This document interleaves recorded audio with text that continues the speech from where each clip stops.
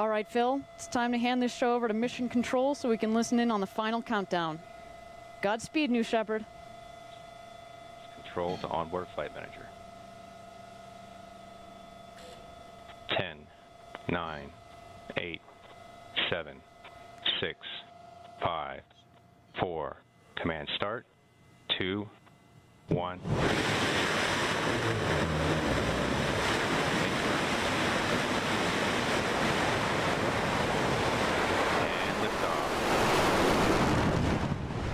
New Shepard has cleared the tower.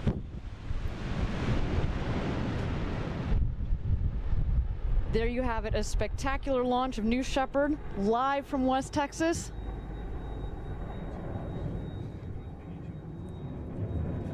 All right, so hold on. Coming up here around 44, 45 seconds is when we'll see our escape.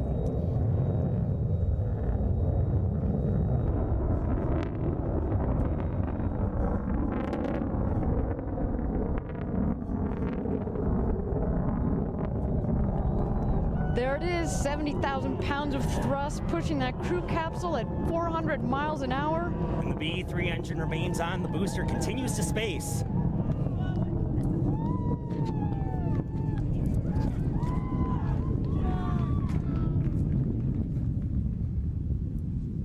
There it is, a clean firing in the solid rocket motor. The drogues are out on the crew capsule.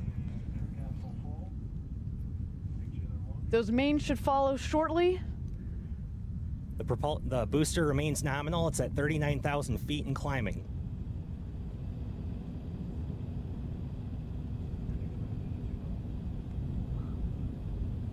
Wow, and look how stable that crew capsule is coming down. Yeah, it looks wonderful. Again, Nice it was a steep. clean fire of the solid rocket motor. We're waiting here for the mains to come out. Again, the purpose of this test is to make sure that that crew capsule escapes, and it looks like things are going well for right now.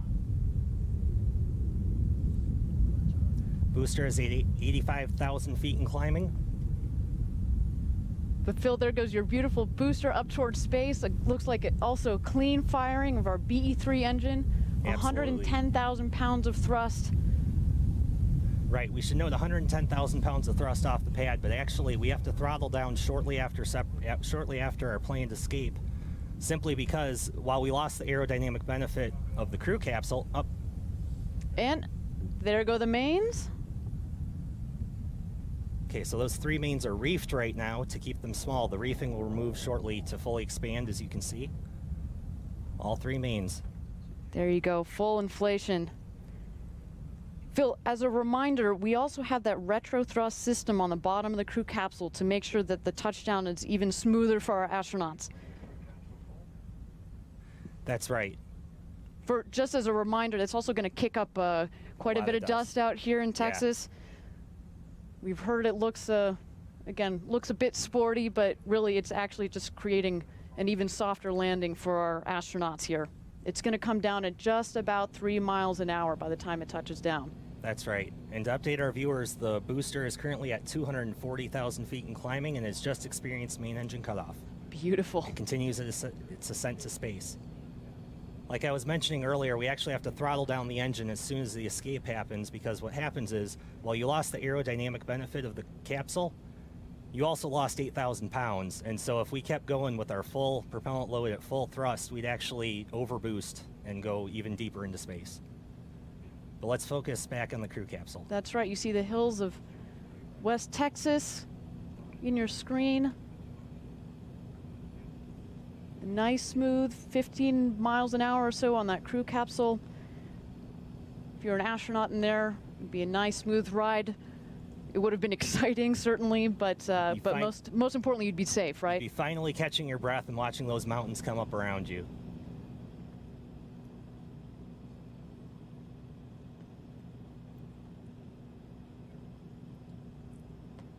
And touchdown of the New Shepard crew capsule.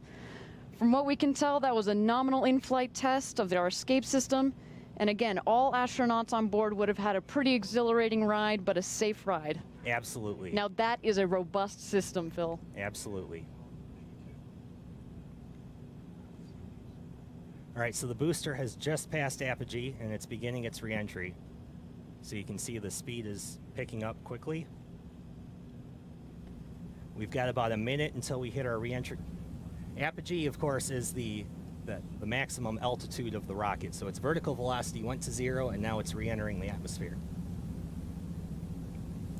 So Phil, we've got a couple of subsystems up there in that ring fin. We've got the drag brakes that are gonna come out at about 20,000 feet. They're gonna cut the speed in half. We also have the wedge fins that come out of the ring fin. That's to help with stability, in addition to the ring fin itself, which helps centralize the pressure. It keeps the rocket upright as it's coming into land. Correct. The ring fin shifts the center of pressure backwards, and we're about 12 seconds out from those wedge fins deploying. And that also creates additional stability, passive stability for the booster during reentry. And there they go. Again, I want to thank our viewers for joining us for this live test of our New Shepard rocket.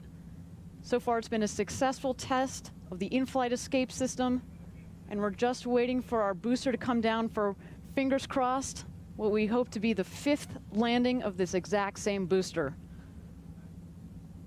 So we're at 120,000 feet and falling. 100,000 feet. Now the sequence will be really quick here. The drag brakes will deploy, and shortly after that the BE-3 will restart. And we'll wait for that smooth, gentle descent onto the pad.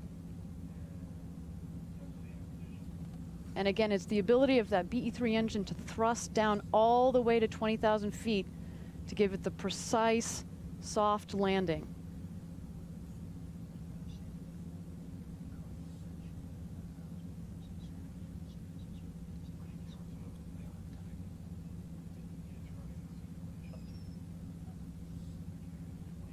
All right, so drag brakes are fully deployed. Let's wait for that BE-3 engine to fire. And watch that speed falling pretty dramatically.